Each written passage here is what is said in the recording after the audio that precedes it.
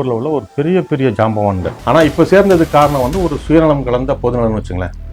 அப்போ அந்த கறி எடுத்த உடனே அடிச்சு போட்டுறாங்க. இப்போ இந்த கடந்த ஒரு 10 வருஷமாக இந்த அரசியல்வாதி பண்ணுற இந்த சேட்டை இருக்குல்ல, வெக்கி தலை குனிஞ்சு போயிருக்கிறாங்க. இந்த பெரியவங்களுக்கெல்லாம் மரியாதை கொடுக்காம இவங்களை எல்லாரையும் வந்து ஒதுக்கிட்டு அந்த திமுக வந்து சாவியை வாங்கி திமுகவும் பண்ணதை தாவேகவும் பண்ணக்கூடாது, இவங்க போய் அந்த கோயிலில் போய் நிர்வாகத்துக்கு போக சொல்லுங்க.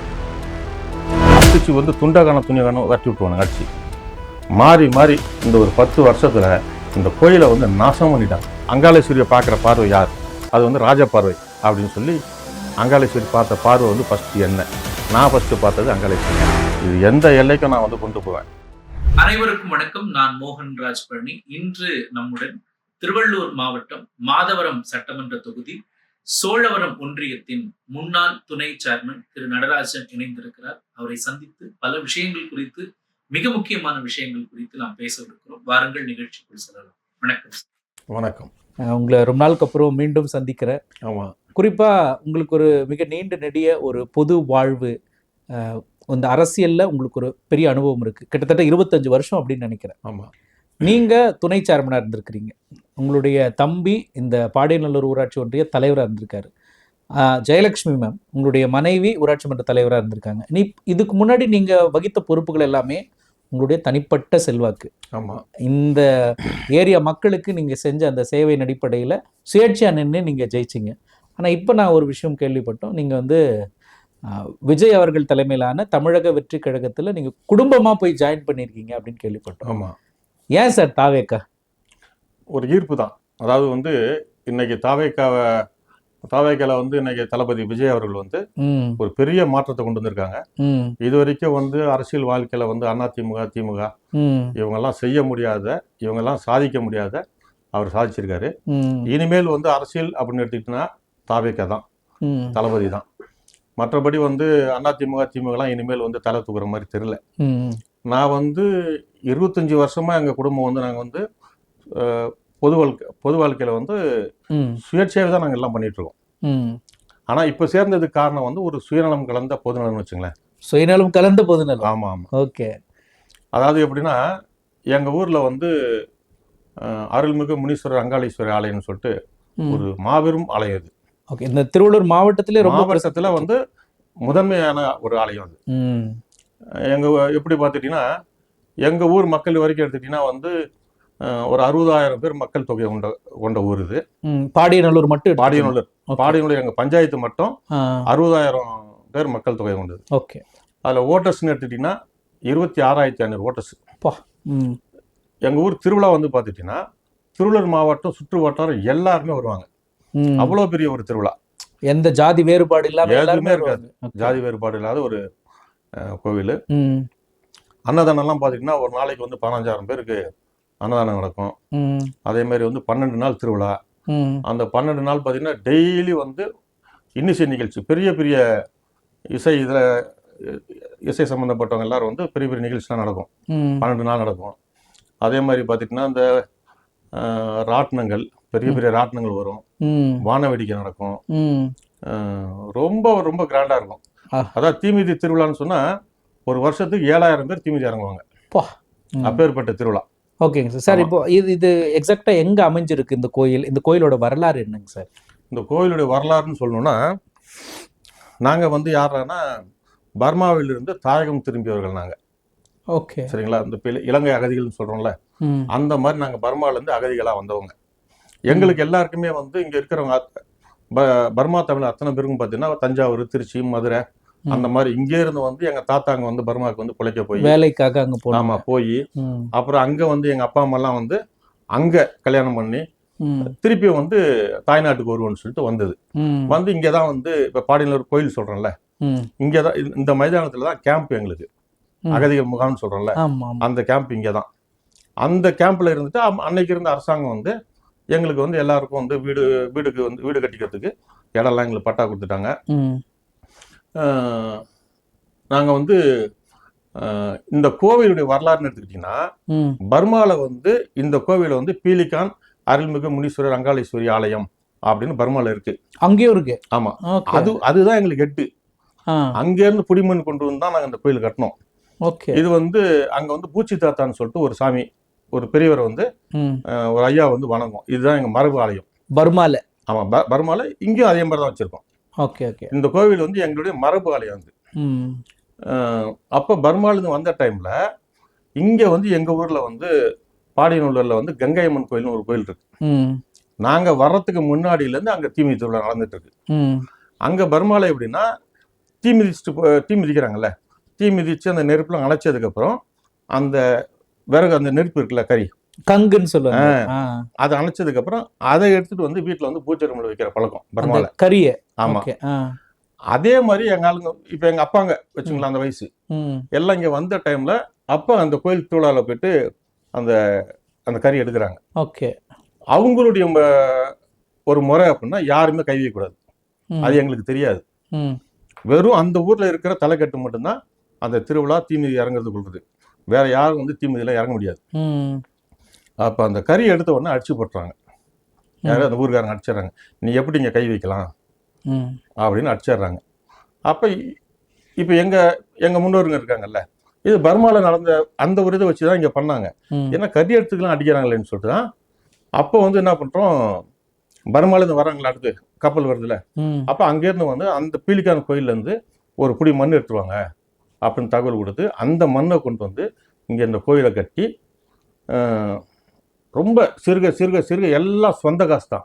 எல்லாருடைய எல்லாம் வெறும் பர்மா தமிழர் ம். எங்களுடைய காசுல கட்டின கோயில். ம். ஆனா நாங்க கோயிலை கட்டி நாங்களும் தீமிதி வச்சு ம். யாரு வேணாலும் வாங்க தீமிதி இறங்குங்க, அந்த கறி எடுக்கணும் எடுங்க, எங்களுக்கு ஜாதி மதம்லாம் இல்லை.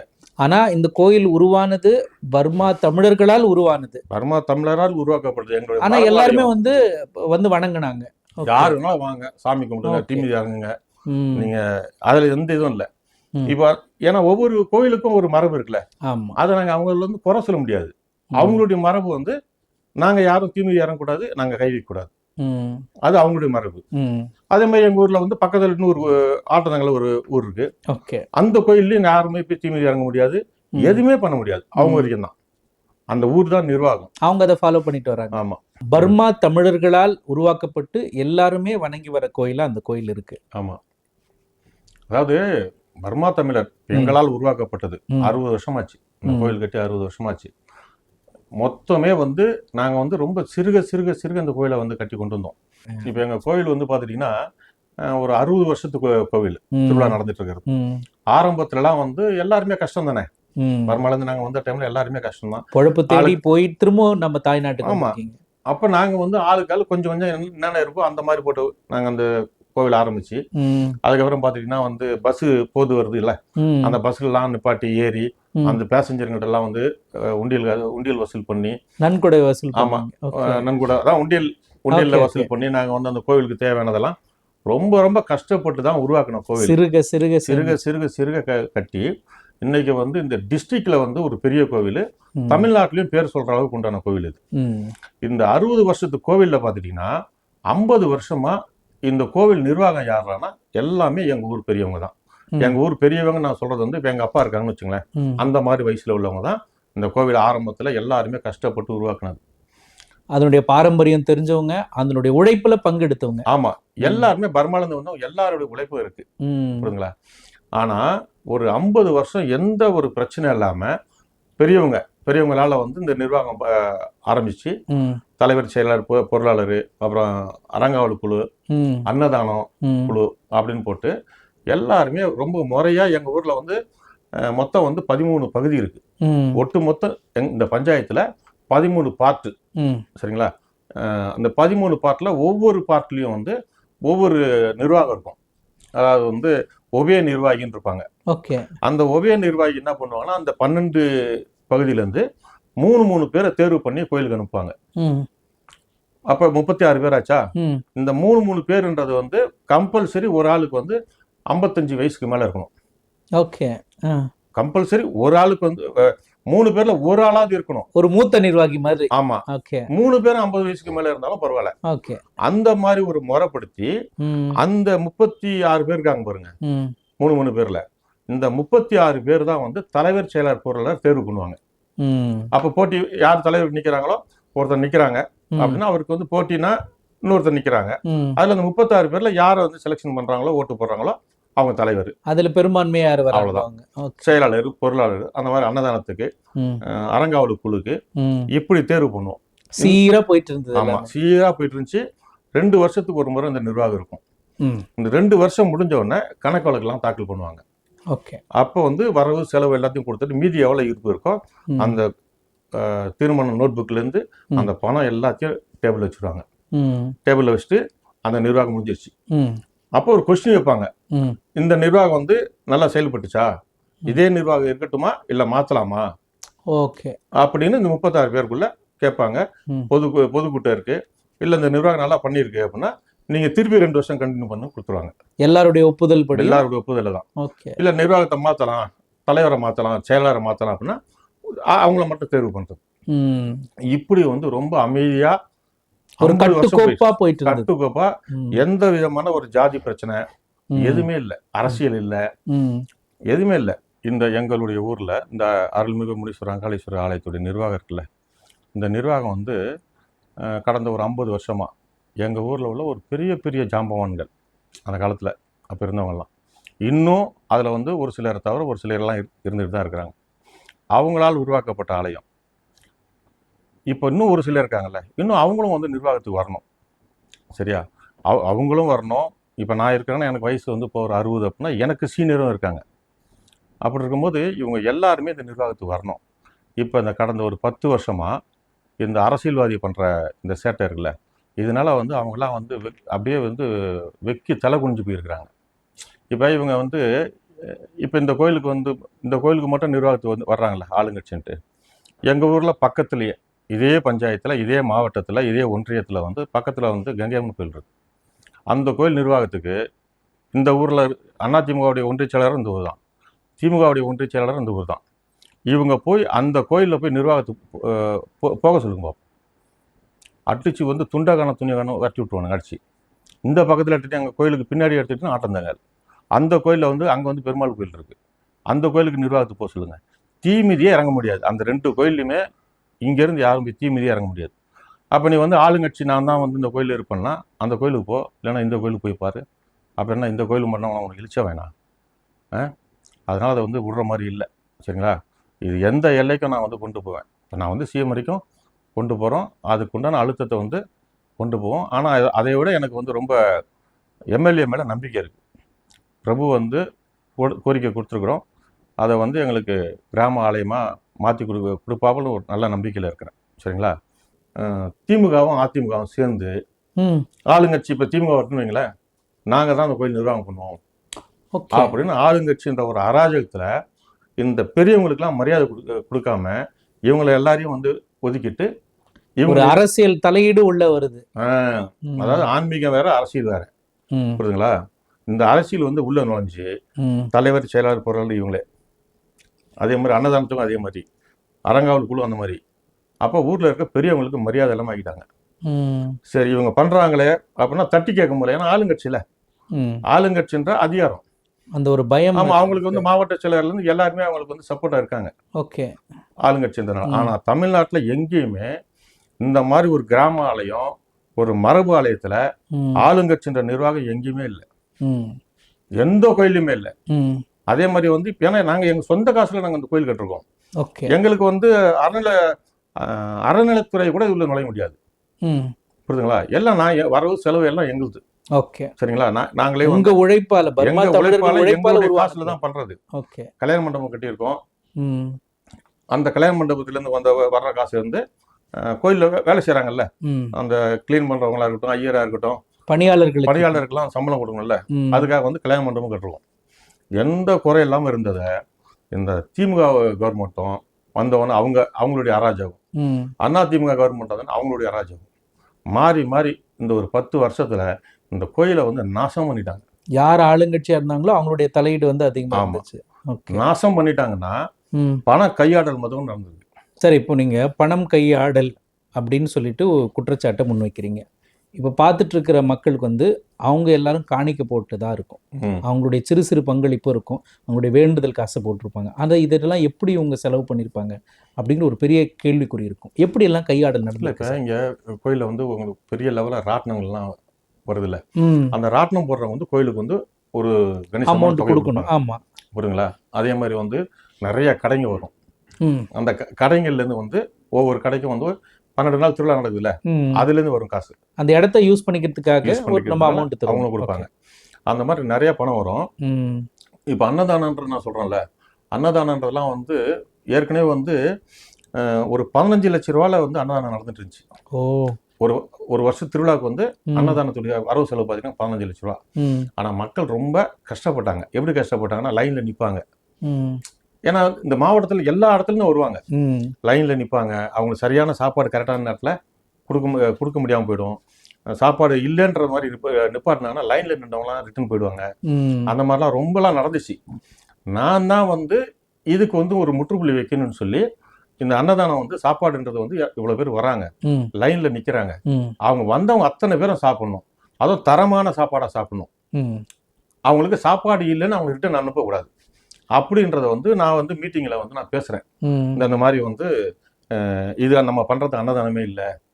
நடக்கிறது வந்து அவங்கவுங்களாம் வந்து பசியில் வந்து வராங்க, வெயிலில் வந்து காத்துட்ருக்காங்க. ஏன்னா இது பங்குனி மாதம் திருவிழா நடக்குது. ம். வெயிலில் காத்துட்டு நம்ம சாப்பாடுலாம் போகிறாங்கன்னும் போது, அப்போ என்ன பண்ணலான்னு கேட்குறாங்க. அப்போ நான் சொன்னேன், இந்த மாதிரி பண்ணலாம் அப்படின்னு. அப்போ நீங்களே வந்து இப்போ உங்கள் தலைமையிலே நீங்கள் அன்னதானத்தை பண்ணுங்க ம். அப்படின்னு பொறுப்பு கொடுத்து எனக்கு வந்து ஒருங்கிணைப்பாளர் அப்படின்னு ஒரு பொறுப்பு ஒன்று கொடுத்தாங்க. அந்த வருஷமே நான் போட்ட ஸ்கீம் ம். இப்படி ஒரு அன்னதானத்துக்கு வந்து ஒரு வேளை சாப்பாடுக்கு வந்து இவ்வளோ நன்கொடை ம். அப்படின்ற மாதிரிலாம் ஒரு ஸ்கீம் போட்டு 15 லட்ச ரூபா இருந்த அன்னதானத்தை 55 லட்ச ரூபாய் கொண்டு போயிட்டேன். ஓ.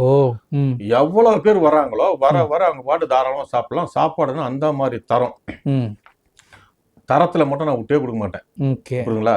ரைஸா ஒரே பிராண்ட் ரைஸ் தான் டோட்டலா. ம். எண்ணெயா ஒரே பிராண்டு, பருப்புனா ஒரே பிராண்டு தான். பாகுபாடு இல்லாம எல்லாருக்கும் கிடைக்கணும், ஆமா. நல்லதாவும் ஆமா, கிடைக்கும். குவாலிட்டியா இருக்கணும். ம். இதெல்லாம் நான் வந்து வாங்கிடுவோம். ம். ஆனா வந்து ஒவ்வொருத்தருடைய வேண்டுதல்ல வந்து ரேஷன் பருப்பு வரும், ரேஷன் அரிசி வரும், வேற குவாலிட்டிலாம் வரும். ம். ம். ஆனா இப்போ ஒரு சாம்பார்னு வச்சுங்களேன், அந்த சாம்பார்ல ஒரு 25 கிலோ பருப்பு போடணும்னு வச்சுங்க. ம். அப்ப எல்லா பிராண்டு பருப்பையும் நீங்க வந்து 25 கிலோ போட்டுட்டீங்கன்னா ம். அந்த சாப்பாடை சாப்பிட்டாங்கன்னா அவங்களுக்கு வந்து லூஸ் மோஷன் ஆகும். ஓகே. புரியுதுங்களா? அரிசி சாப்பாடு அரிசியில வந்து ஒருத்தவங்க வேண்டுதல்ல அவங்க ரேஷன் அரிசி கூட கொண்டாந்து கொடுப்பாங்க. ம். அதையும் போட்டீங்கன்னா என்ன ஆகும்? அவங்க இதுக்கு ஏத்த மாதிரி கொண்டு ஆமா. வருவாங்க. இதெல்லாம் வந்து ஏற்கனவே நடந்துட்டு இருந்த விஷயம். ஓகே. நான் வந்து இதுல வந்து முறையா இருக்கணும், தரமா இருக்கணும்னு சொல்லி ஒரே பிராண்டு. ஒரு சீர்படுத்துனீங்க. ஆமா, ஒரே பிராண்டு 7 ஸ்டார் அரிசினா அதான் குவாலிட்டி. இங்க ம். மொத்தம் 7 ஸ்டார் தான். யார் 7 ஸ்டார் கொடுக்குறீங்களோ கொடுங்க, ம். இல்லையா காசை கொடுத்துங்க ம். அப்படின்னு சொல்லி 7 ஸ்டார் அரிசி மூட்டையை வந்து ஒரு 100 மூட்டையை வந்து வாங்கி அடுக்கி வச்சிட்டேன். உங்களால எது முடியுமோ பண்ணுங்க, எவ்வளவு முடியுமோ அவ்வளவு பண்ணுங்க. ஆமா, ஓகே. 100 மூட்டை அரிசி 7 ஸ்டார் வாங்கியாச்சு. 5 மூட்டைக்கு ஒருத்தவங்க வந்து டொனேஷன் கொடுப்பாங்க, 2 மூட்டை கொடுப்பாங்க, 1 மூட்டை கொடுப்பாங்க, 10 மூட்டை கொடுப்பாங்க. இந்த ஒரு பிராண்ட் அரிசியை மட்டும் தான் யூஸ் பண்ணுவோம். பருப்பா இப்போ உதயம் பருப்பு அப்படின்னா உதயம் பருப்பு மொத்தமாக வாங்கி வச்சிடுறது. அந்த பருப்பு தான் சமையல் நடக்கும். ஆனா வந்த பொருளுங்க வந்து எல்லாம் வெரைட்டியான பிராண்டா இருக்கும். இதை நான் வந்து திருவிழா எல்லாம் அன்னதானம் முடிஞ்ச உடனே இந்த பொருளுங்களை எல்லாத்தையுமே வந்து இங்க உள்ள பெரிய பெரிய மளிகை கடை இருக்குல்ல, அவங்கள வர சொல்லுவேன். வர சொல்லி என்னென்ன பிராண்டு என்னென்ன குவாலிட்டி இருக்குன்னு பார்த்துங்க, இதெல்லாம் வந்து என்ன ரேட்டு கொடுக்குறீங்க அப்படின்னு. அதுல 2-3 கடைக்காரங்க வந்துருவாங்க. யாரு வந்து அதிக விலை தரன்றாங்களோ அந்த அரிசி ஏழை மாதிரி ஏழன்றது இல்ல, அவங்க செக் பண்ணுவாங்க இவ்வளவு பிராண்ட் இருக்குன்ட்டு. அதுல யார் அதிகமா கொடுக்குறாங்களோ அவங்கள்ட்ட வித்துட்டு அந்த காசை கோயிலுக்கு வந்து கொடுத்து ஆமா வரவுல வந்து இங்க வச்சிருவோம். ஓ, இப்படி போட்டு ஒரு பக்கமும் பக்தர்களுக்கும் சுகாதாரமான சாப்பாடு, இன்னொரு பக்கம் பக்தர்கள் வேண்டுதலோடு கொடுத்த அந்த பொருட்களும் வீணாகாம அதுவும் பணமா வேண்டாம்னு சொல்ல மாட்டோம். அவங்களுடைய வேண்டுதல் கொடுக்கறத வாங்கிக்குவோம், அதை வந்து சமையல்ல யூஸ் பண்ண மாட்டோம், பண்ணாம கொடுத்துருவோம். அதே மாதிரி சமையல்காரங்கன்னா தரமான சமையல்காரங்க புரியுதுங்களா. அப்படியே வந்து உங்களுக்கு வந்து சாப்பாடு போட்ட உடனே நெய் ஊற்றி பருப்பு பொடி போட்டு அந்த கோங்கரா சட்னி, அதே மாதிரி சாம்பார், உங்களுக்கு வந்து வத்த குழம்பு, மோர் குழம்பு, பாயாசம், ஸ்வீட்டு, அந்த மாதிரி எல்லாமே பார்த்துட்டிங்கன்னா எங்கள் வீட்டில் நான் எப்படி சாப்பிட்றேனோ அந்த மாதிரி ஒரு நாளைக்கு 15,000 பேர் சாப்பிட்றாங்கன்னா 15,000 பேரை அதே தரத்தோடு சாப்பிடணும், தரம் குறையாம பண்ணிட்டு இருந்தேன். இப்போ வந்து இந்த ஒரு 10 வருஷமா அந்த அரசியல்வாதிகள் உள்ள பூந்தாங்கல்ல, உள்ள பூந்தவொடனே அவங்கள்ட்ட தரமே தெரியாது, தரம்னா என்னன்னே தெரியாது. இந்த 10 வருஷத்துல பார்த்துட்டீங்கன்னா அண்ணா திமுகலையும் சரி திமுகலையும் சரி சாப்பிட்டுட்டு வர்றவங்கலாம் வந்து இன்னைக்கு சாப்பிட்றவங்க நாளைக்கு சாப்பிடுவாங்க, மறுநாள் சாப்பிடுவாங்க, 10 நாள் சாப்பிடுவாங்க. ஒரு முறை இங்கே சாப்பிட்டாங்கன்னா லூஸ் மோஷன் ஆகுதுன்னு சொல்லிட்டு சாப்பிட்றது இல்லை. ஓகே. டேஸ்ட் இல்லை. அப்போ என்ன ஆயிடுது, ஏதோ கடமைக்கு பண்ற மாதிரி. கடமைக்கு பண்றாங்க. அப்போ அடுத்து என்ன ஆகுது, உங்களுக்கு அன்னதானத்துல கூட்டம் குறைய ஆரம்பிச்சிச்சு. காலியா இருக்கு, ஆளே இல்லை. உள்ள போறாங்கன்னா ஆளே இல்லாம இருக்கு. நான் வந்து ஒரு 15,000 பேருக்கு டெய்லி சாப்பாடு போட்டோம்னா இன்னைக்கு ஒரு 5,000 பேர் கூட போட முடியாது. அதே மாதிரி பார்த்துட்டிங்கன்னா இப்போ வந்து திருவள்ளுவர் வந்து திருக்குறள் எழுதியிருக்காருல்ல, எந்த திருக்குறளும் இன்னைக்கு வரைக்கும், இன்னைக்கு எவ்வளவு டெக்னாலஜி வந்தாலும், ஏஐ வந்துருச்சு, எந்த டெக்னாலஜி வந்தாலும் இன்னும் ஒரு திருக்குறள் கூட இன்னைக்கு இருக்கிற காலகட்டத்துக்கு இது பொருந்தாது அப்படின்றது இல்லை. அதே மாதிரி நான் இந்த கோவிலில் கொண்டு வந்த தீர்மானங்கள் இருக்குல்ல, அந்த நெறிமுறை இருக்குல்ல, அந்த நெறிமுறை நான் கொண்டு வந்த தீர்மானம் தான் இன்றைக்கும் நடைமுறையில் இருக்குது. அன்னதானத்தை வந்து நான் கொண்டு வந்தேன், இவ்வளோ பிரம்மாண்டமாக கொண்டு வந்தேன். அதை அவங்க ஃபாலோ பண்ணிகிட்டு இருக்காங்க. அதே மாதிரி இருக்கிற தீர்மானங்கள் எல்லாமே நான் கொண்டு வந்த தீர்மானம் தான். அதெல்லாம் வந்து அப்போ நீ வந்து அரசியல்னு சொல்லிட்டு வர, நீ என்ன புதுசாக இங்கே கொண்டு வந்த? நான் கொண்டு வந்ததெல்லாம் நான் எல்லாமே நல்ல ஒழுக்கமான விதியை தான் கொண்டு வந்தேன். அதுதான் இன்றைக்கி நடைமுறையில் இருக்குது. திருவள்ளூர் மாவட்டத்திலே மாபெரும் ஆலயம், அவ்வளோ ஒரு சிற்ப வேலை உள்ள கோவில். இந்த கோவிலை வந்து இப்போ திமுக பீரியட் வந்தாங்கல்ல, அவங்க என்ன பண்ணிட்டாங்கன்னா முன்னாடி வந்து ஒரு பெரிய குடோன் மாதிரி ஒன்று கட்டி அந்த முகப்பே ஃபுல்லாக மறைச்சிட்டாங்க. இப்போ ரோட்டில், மெயின் ரோட்டில் போகிறவங்களாம் பார்த்தாங்கன்னா இது ஒரு குடோன் தான் தெரியுமே தவிர கோயிலுன்னு தெரியாது. அதாவது ஒரு கோவில் அப்படின்னா அந்த கோவிலுடைய கோபுரத்தை கும்பிட்டோம்னா அது கோடி புண்ணியன்னு சொல்லுவாங்க. இப்போ எங்கள் ஊர் அந்த கோவில் பக்கத்தில் வந்தாலும் கோபுரம் தெரியாது. அதே மாதிரி ரோட்டில் போகிறவங்க முதல்ல வந்து பஸ்ஸில் போயிட்டுருக்காங்கன்னா அந்த கோயிலை பார்த்தவொடனே வந்து அவங்க அப்படியே கொண்டுட்டு போவாங்க, பஸ்லேயே அப்படியே கொண்டுட்டு போவாங்க. இப்போ அவங்க பார்க்குற பார்வையெல்லாம் எல்லாமே குடோனை தான் பார்க்குறாங்க. அப்படி இருக்கும்போது வந்து அந்த ஒரு ஐதீகம்னு ஒன்று இருக்குல்ல, ஆரம்பத்துலேருந்து ஒரு ஐதீகம் இப்படி தான் அப்படி தான் ஒன்று இருந்ததை அப்படி முற்றமாக வந்து மறைச்சிட்டாங்க. மறைச்சி அந்த கோவில் கோபுரம் எவ்வளோ உயரமாக இருக்கும் அந்த கோபுரம் அளவுக்கு இவங்க ஷெட்டு போட்டு கட்டி அந்த கோபுரமே தெரியாமல் பண்ணிட்டாங்க. இன்னொரு விஷயம் எடுத்துக்கிட்டிங்கன்னா, இப்போ வந்து எங்களுக்கு வந்து கோவில் கும்பாபிஷேகம் பண்ணாங்க, திமுக நிறுவனம் தான் பண்ணாங்க. ரொம்ப பிரம்மாண்டமாக பண்ணாங்க, அதை வந்து எதுவும் குறை சொல்ல முடியாது. ஆனால் பிரம்மாண்டமாக பண்ணுறது வந்து ஒரு கும்பாபிஷேகம் முடிஞ்சிச்சுன்னா உடனே வந்து 48 நாள் அது மண்டல பூஜை நடக்கணும். அப்போ தான் அந்த சாமிக்கு அந்த கோபுரத்துக்கு உண்டான எல்லாமே பவர். அது வந்து மேலே கலசம் இருக்குது என்ன, இதுக்கெல்லாம் பவர் வந்து 48 நாள் தொடர்ந்து மண்டல பூஜை நடக்கணும். இவங்க என்ன பண்ணிட்டாங்கன்னா அவசரமாக 48 நாளை வந்து 24 நாள் ஆகிட்டாங்க. காலையில் ஒரு பூஜை, சாயந்தரம் ஒரு பூஜை, அப்படி பண்ணி அது எப்படி வந்து ஒரு ஐதீகம் வந்து 48 நாள்னா 48 எல்லாமே உங்களுக்கு வந்து இந்து மதத்து பிரகாரம் எடுத்துக்கிட்டோம்னா ஒரு மருந்து சாப்பிட்றது, நாட்டு மருந்து சாப்பிட்றதுனால ஒரு மண்டலம்னா 48 நாள். அப்போ இந்த 48 நாளை வந்து இவங்க வந்து 24 முடிச்சிடுறாங்க. அப்போ இது ஒரு சரியான ஆன்மீக இதில் இருக்கான்னா இதில் இல்லை, சரிங்களா?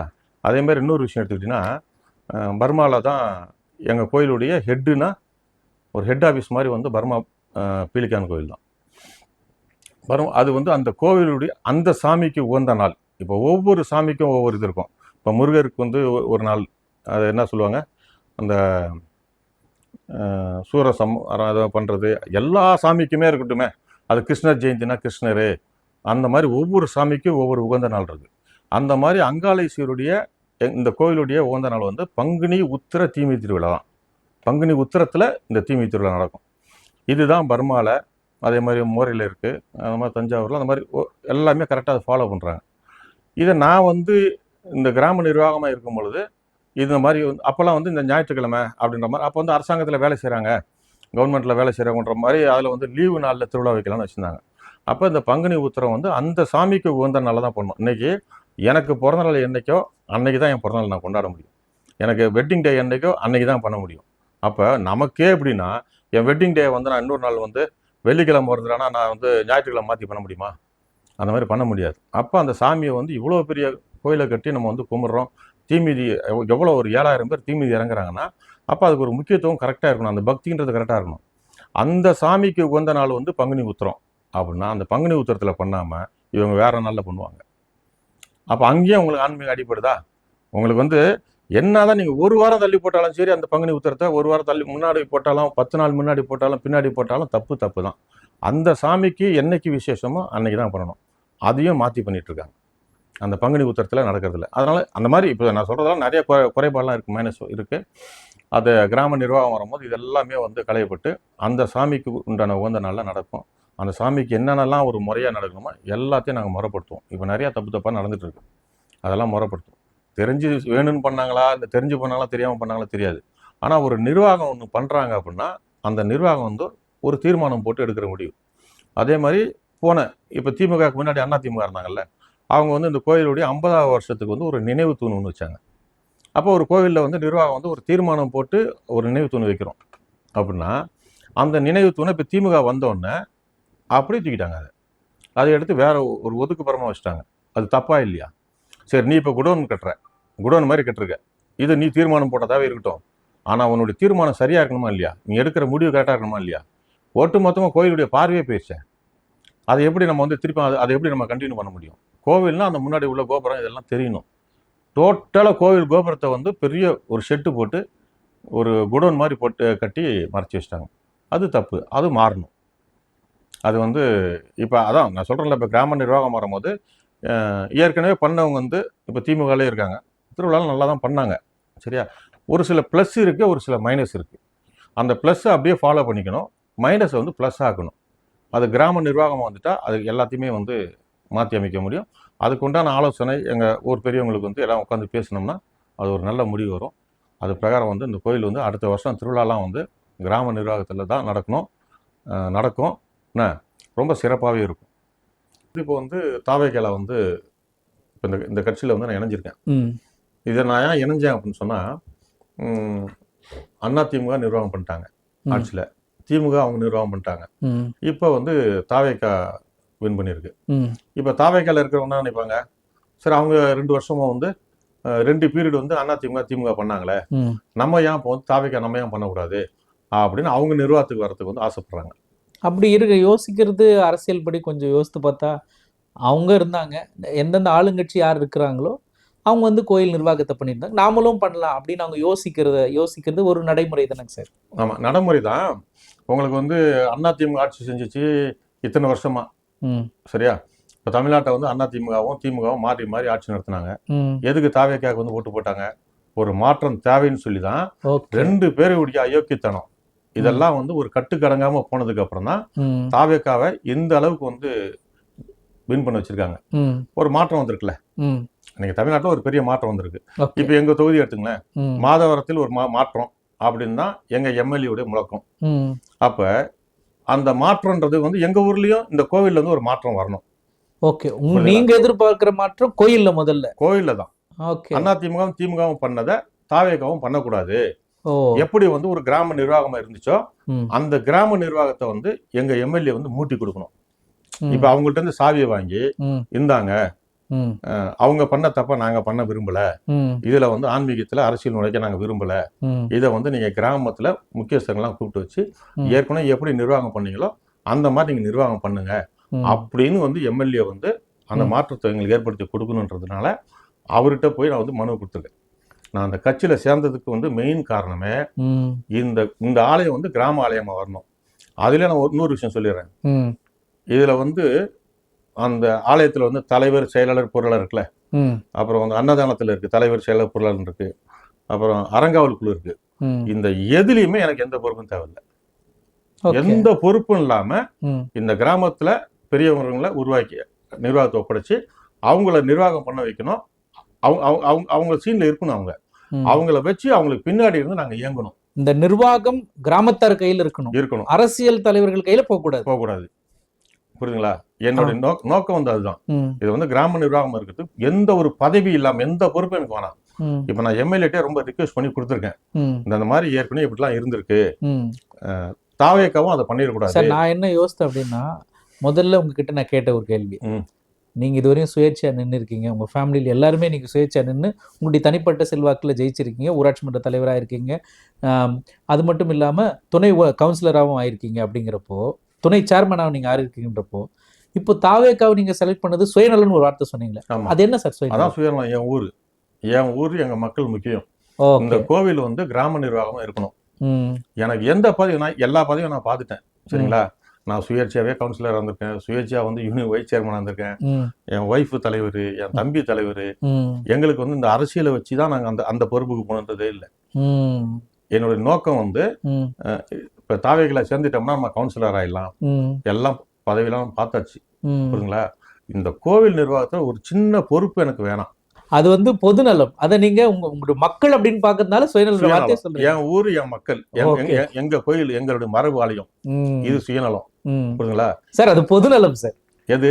என் வார்த்தையில இருந்து அதை நான் சொல்றேன் சார். இல்ல நீங்க அது நீங்க நான் ஒரு கட்சியில குடும்பமா சேர்ந்தது. பார்த்து நீங்க ஒரு நாங்கெல்லாம் ஒரு குடும்பம், ம். பர்மா தமிழர்கள் எல்லாம் ஒரு குடும்பம், இந்த பாடிநல்லூர் இருக்கிற எல்லாருமே நாங்க ஒரு குடும்பம், அதனால சுயநலம்னு நீங்க சொல்றீங்க.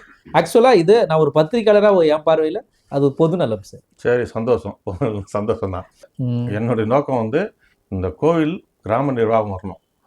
அதை நான் யாரோ எவரோ கேட்கறதுக்கு ஒரு டிவிக்கில் நானும் வந்து குடும்பத்தோட கட்சியில் ஒரு பொறுப்பில் தலைவராக இருந்து வைஸ் சேர்மனாக இருக்கிறது இருந்தோம்.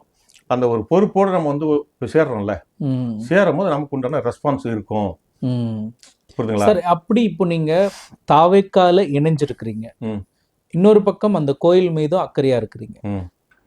எனக்கு இதில் ஏன் இவ்வளோலாம் நான் வந்து ஈடுபாடாக இருக்கேன், அக்கறையாக இருக்கேன்னா, இப்போ அங்காளேஸ்வரி ஆத்தா இருக்காங்கல்ல, இந்த ஆத்தாவை வந்து இந்த ஒரு 10-12 வருஷம் ஆச்சு. கோயிலில் வந்து இப்போ பெருசாக கட்டி ஆத்தா வந்து அந்த சிலையை வச்சது. இந்த சிலையை வச்சு கும்பாபிஷேகம் பண்ணோம்ல, அப்போ வந்து ஒவ்வொரு சாமிக்கும் வந்து இந்த கண்ணு திறப்பாங்க. கண்ணு திறக்கும் போது அங்காளேஸ்வரி ஆத்தாவுக்கு மட்டும் ஃபுல்லாக அதான் எல்லா சாமியும் கண்ணு திறக்கும் போது வந்து கண்ணெலாம் கட்டிட்டு ஸ்க்ரீன் போட்டு வச்சுருவாங்க. அப்போ ஒரு ஆள் போய் பார்க்கணும். அது வந்து அங்காளேஸ்வரியை பார்க்குற பார்வை யார்? அது வந்து ராஜ பார்வை அப்படின்னு சொல்லி என்ன செலெக்ஷன் பண்ணாங்க. அந்த ரூம் உள்ள அங்காளேஸ்வரி கண்ணை திறக்கும் போது அங்காளேஸ்வரி பார்த்த பார்வை வந்து ஃபஸ்ட்டு என்ன. நான் ஃபஸ்ட்டு பார்த்தது அங்காளேஸ்வரியை. இந்த ஊர்லேயே அங்காளேஸ்வரியை முதல் பார்வை வந்து பார்த்தது என்ன தான்.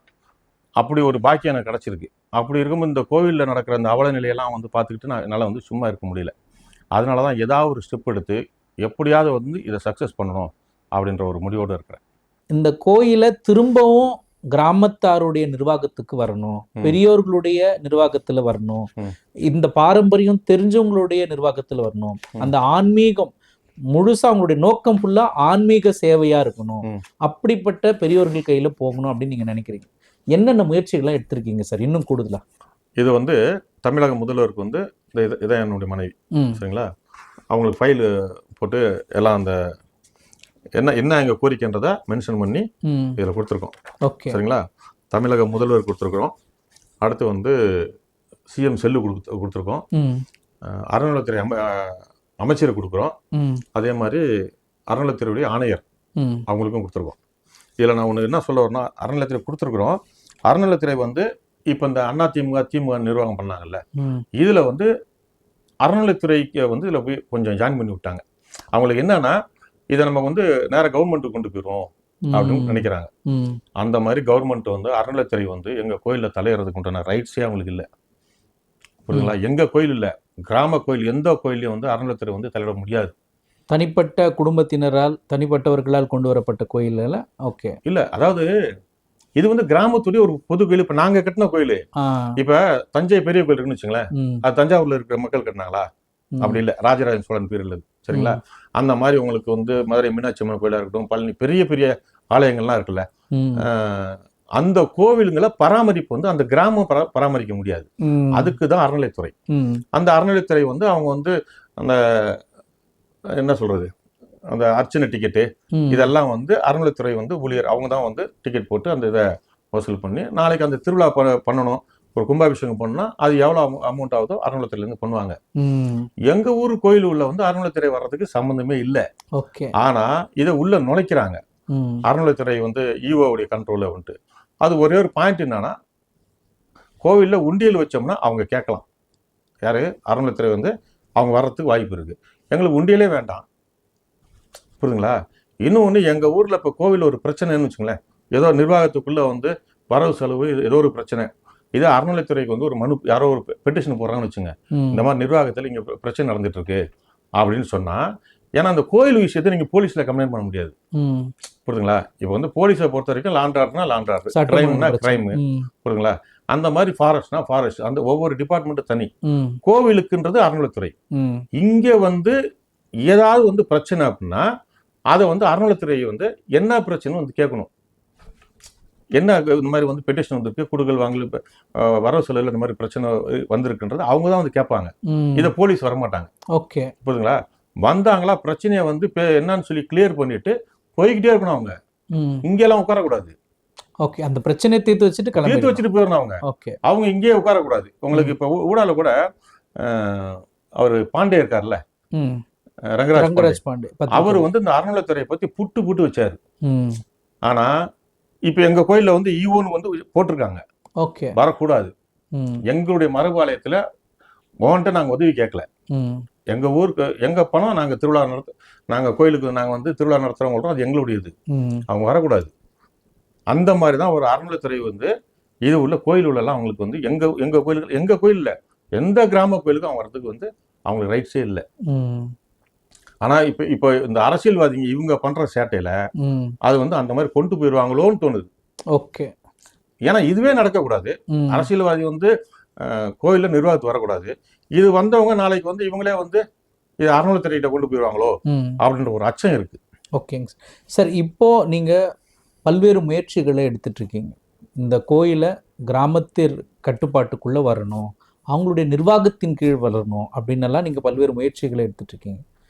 இந்த முயற்சிகள் நடக்கலைன்னா என்னங்க சார் பண்ணுவீங்க? நடக்கலைன்னா எப்படி? இப்போ நம்ம வந்து எம்எல்ஏக்கு வந்து நாங்கள் கொடுத்துருக்கோம். எம்எல்ஏ வந்து அவரும் நல்ல ஒரு ஆன்மீகவாதி, புரியுதுங்களா? அவர்கிட்டையும் நான் வந்து சொல்லிட்டேன், இந்த மாதிரிலாம் நடந்துகிட்டு இருக்கு, திருப்பி வந்து நம்மளும் அந்த தப்பை பண்ணிடக்கூடாது, இதை வந்து கிராமத்தில் ஒப்படைங்கன்னு சொல்லியிருக்கோம். 2-3 நாள் எனக்கு டைம் கொடுங்க, நான் நல்ல முடிவாக சொல்கிறேன்னு சொன்னார். பர்மா தமிழர்களால் சிறுக சிறுக சேமிக்கப்பட்டு கட்டப்பட்ட கோயில் இந்த முனீஸ்வர அங்காள ஈஸ்வரி கோயில் அப்படின்னு சொல்கிறீங்க.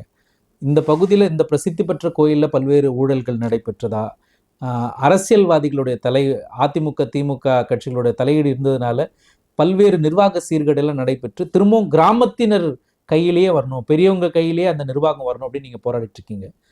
வெற்றி கிடைக்கும் அப்படிங்கிற ஒரு நம்பிக்கை உங்களுக்கு இருக்கா சார்? நிச்சயமாக இருக்கு. அதாவது அதிமுக பீரியடில் வந்து நான் அந்த அன்னதானம்லாம் இருந்து பண்ணேன்னு சொன்னேன்ல, ஒவ்வொரு கூட்டத்திலையும் இந்த ஆலயத்தை வந்து கிராம நிர்வாகம் மாத்திடுவோம், நீங்க அரசியல் பண்ணாதீங்க அப்படின்னு ஒவ்வொரு கூட்டத்திலையும் என்னுடைய இதை வந்து பதிவு பண்ணிக்கிட்டே தான் இருந்தேன். சரிங்களா? இப்போ வந்து எம்எல்ஏ வந்து ஒரு நல்ல ஒரு ஆன்மீகவாதி. சரிங்களா? ஓகே. ஆமா. இப்போ பார்த்துட்டீங்கன்னா தமிழ்நாட்டில் வந்து எங்க எம்எல்ஏ வந்து தமிழ்நாட்டில் ஹையஸ்ட் லீடிங்ல 3வது. ஓகே, வாக்கு வித்தியாசத்துல 3வது இடம். ஆமா, 94,875 ஓட்டு லீடிங்ல ஜெயிச்சாரு. இந்த லீடிங்ல எங்க ஊர் இருக்குல்ல, எங்க ஊருடைய ஓட்டர்ஸ் எடுத்துக்கிட்டா 26,500 ஓட்டர்ஸ். ஓகே, சரிங்களா? பாடியநல்லூர் மட்டும். அது போக பக்கத்துல நல்லூர் பஞ்சாயத்து இருக்கு, அங்க ஒரு 20,000 ஓட்டு இருக்கு. இந்த சரௌண்டிங் எல்லாருடைய பார்வையும் இந்த கோயில்ல இருக்கு. சரிங்களா? இந்த கோயில்ல நடக்கிற அரசியலுடைய இது இருக்குல்ல, இதை குறைஞ்சபட்சம் ஒரு 50,000 ஓட்டர்ஸ் வச்சுங்களேன். இந்த 2 ஊர் நான் சொல்றேன், எங்க பஞ்சாயத்தும் பக்கத்து பஞ்சாயத்தும் எல்லாருடைய பார்வை இங்க வந்து அரசியல்வாதியுடைய அட்டுழியம் தெரியுது. அப்போ ஒரு மாற்றம் வேணும் அப்படின்றதுல இன்னைக்கு எங்க பஞ்சாயத்துல ஒவ்வொரு பூத்துலயும், நான் சொல்ற ஒவ்வொரு பூத்துலயும் அதிமுக வந்து 100 ஓட்டு வாங்கியிருக்கா ஒரு பூத்துல, திமுக 200 வாங்குது, டிவிக்கே 400 வாங்குது. ஓகே, ஒவ்வொரு பூத்லயும் நடக்குது. அப்ப இவ்வளோ லீடிங்ல வந்து இன்னைக்கு வந்து எங்க எம்எல்ஏ பிரபு வந்து வின் பண்ணிருக்காருன்னா எங்க பஞ்சாயத்து பக்கத்து நல்லூர் பஞ்சாயத்து ஒரு பெரிய முழுமையான காரணம். அவருடைய லீடிங்க்கு சொல்றேன் நான், புரியுங்களா? அதனால எங்களுக்கு நம்பிக்கை இருக்கு, இவ்வளோ லீடிங்ல ஜெயிச்சிருக்காரு. மாற்றம் வேணுன்றத எங்க ஊருக்கு மாற்றம் வந்து மாதவத்துக்கு மாற்றம்ன்றது எங்க ஊருக்கு இந்த கோயில்ல மட்டும் மாற்றம் தான் போதும். இந்த நிர்வாக மாற்றம், இந்த நிர்வாக சீர் செய்யணும். நிர்வாகத்தை மட்டும் அந்த திமுக சாவியை வாங்கி டிவிக்கு கட்சிக்கிட்டே திருப்பி கொடுத்துடக்கூடாது, நீங்களே பண்ணுங்க அப்படின்னு நீங்களும் பண்ணுங்கன்னு கொடுத்துடக்கூடாது. அதை எங்கள்கிட்ட கொடுக்கணும். எங்கள்கிட்டனா நான் சொல்றது, இப்ப நான் இருக்கேன்னா சீனியர் இருக்காங்க, பர்மா தமிழர், இப்ப என்னை விட சீனியர் இருக்காங்களா ஊர்ல, அந்த மாதிரி நிர்வாகத்தை இப்ப என்கிட்ட கூட ஒப்படைக்கிறான்னு வச்சுக்கோங்க. ஏன்னா ஏன்ட்டு அப்படின்னு நான் சொல்றதுக்கு நான் யாரும் ரோட்ல போறவங்க இல்லை, இந்த ஊர் பஞ்சாயத்து தலைவராக இருந்துக்கும் இப்ப கரண்ட்ல. அப்ப நம்மகிட்ட வந்து கொடுத்தாங்கன்னா அதை நம்ம கரெக்டா வந்து ஊரை கூட்டி எப்படி நிர்வாகம் தேர்வு பண்ணுமோ தேர்வு பண்றதுக்கு எங்களுக்கு ரொம்ப ஏதுவா இருக்கும். நிச்சயமா அவர் பண்ணி கொடுப்பார்ன்ற நம்பிக்கை எனக்கு இருக்கு. இதெல்லாம் நான் எதுக்கு சிஎம் ஒரு அமைச்சர் லெவல் இது கொண்டு போறேன்னா, ஏன்னா அரசியல், புரியுதுங்களா? நான் வந்து இந்த கட்சியில சேர்ந்த நோக்கமே இதுதான், எதுக்கும் எந்த இடத்துல மிஸ் ஆயிடக்கூடாது, நம்ம எடுக்கிற முயற்சி எங்கேயும் வந்து தடைபற்றக்கூடாதுன்றதுனாலதான் மேலிடத்துக்கும் நான் இதை கொண்டு போறேன். சட்ட ரீதியாகவும் கொண்டு போயிட்டு இருக்கீங்க. அதாவது சட்டப்படி வந்து அரசியல்வாதி உள்ள வரக்கூடாது. இந்த முறையை நம்ம அவங்கள்ட்ட சொல்ல போறோம். எங்களோட கிராம ஆலயம் மரபு ஆலயம், இதுல யாருக்கும் எந்த ரைட்ஸும் இல்லை, புரியுதுங்களா? அதனால முறைப்படி கொண்டு போறோம், பண்ணி கொடுப்பாங்கன்ற நம்பிக்கை இருக்கு. இது எப்படியும் சிஎம் கையில போகும்போது, இல்ல வந்து சிஎம் செல்லுக்கு போகும்போது, அறநிலையத்துறை அமைச்சர்கிட்ட போகும்போது அதோடைய இதை பண்ணதானே செய்வாங்க. இப்ப நான் வந்து இப்ப எல்லாரும் ஒரு மனு கொடுக்குறான்னு வச்சுங்களேன், அவங்க கொடுக்குற மனுக்கும் நான் கொடுக்குற மனு வந்து ஒரு கூடுதல் கவனம் கவனம் ஈர்ப்பு இதுல இருக்கும். என்ன இதுன்னு சொல்லிட்டு பார்ப்பாங்க. பார்த்தோன்னா அது யாருக்கு எங்கெங்க ஃபார்வர்டு பண்ணுமோ அது என்னன்னு பாருங்கன்னு சொல்லிட்டு ஃபார்வர்டு பண்ணுவாங்க. கொஞ்சம் டைமிங் ஆகலாம், புரியுதுங்களா? ஒவ்வொரு இடமா வரணும்ல, மாறி மாறி மாறி வரணும். அதுல வந்து எங்களுக்கு வந்து சக்சஸ் கிடைக்கும்ன்ற நம்பிக்கை இருக்கு. கூடிய சீக்கிரம் நான் வந்து இங்க வந்து கூட்டத்தை போட்டு ஊரை கூட்டி பெரியவங்களுக்கு வந்து மரியாதை கொடுக்கறதுக்கு, அந்த நிர்வாகத்தை அமைச்சு கொடுக்கறதுக்கு உண்டான வேலையை நான் செய்வேன். குறிப்பா ஒரு கடும் முயற்சியை நீங்க எடுத்திருக்கிறீங்க. இந்த கோயில் நிர்வாகம் மீண்டும் கிராமத்தாருக்கிட்டேயே வரணும், உங்களுடைய மூதாதையர்கள் உங்களுடைய பெரியோர்கள் கிட்டேயே வரணும் அப்படிங்கிறது நாங்களும் வாழ்த்துக்கிறோம் சார். நன்றி. நேயர்களே, மீண்டும் மற்றொரு நிகழ்ச்சியில் சந்திக்கலாம். நன்றி, வணக்கம்.